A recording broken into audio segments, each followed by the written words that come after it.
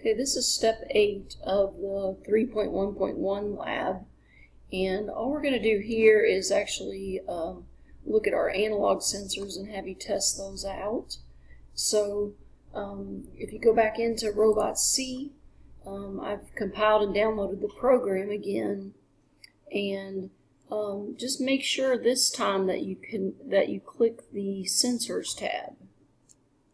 So it doesn't look like down here that I've got the tabs for the sensors. So I'm going to need to go to Robot and go to my debugger windows and turn my sensors on. And so on the analog sensors, I want you to just play with the different values over here, like put your finger over the line follower and kind of see what happens when it's a dark, when you have your finger over what's the value on it, and then let your finger off and record what the value is of it. Do the same thing with the light sensor.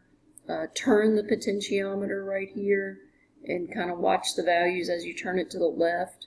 Is it high or low, and what does it stop at? And when you turn it to the right, what does it stop at?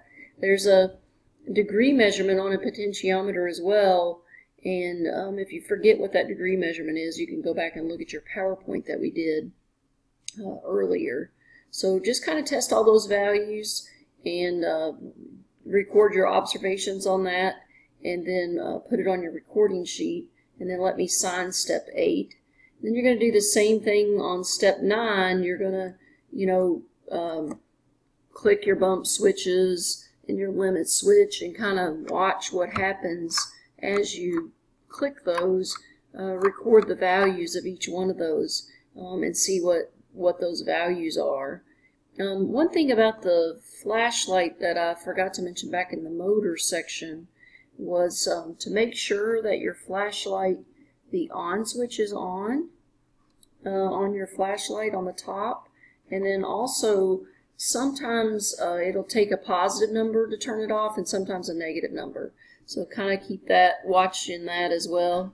And then if you'll notice on my Cortex, right now my LED light is on, and I don't think that we actually programmed that LED in there, but you can go back up to your motor and sensor setup, and you can actually program the LED. You can put that in there. I'm trying to think if it is, if it's analog or digital. It must be digital.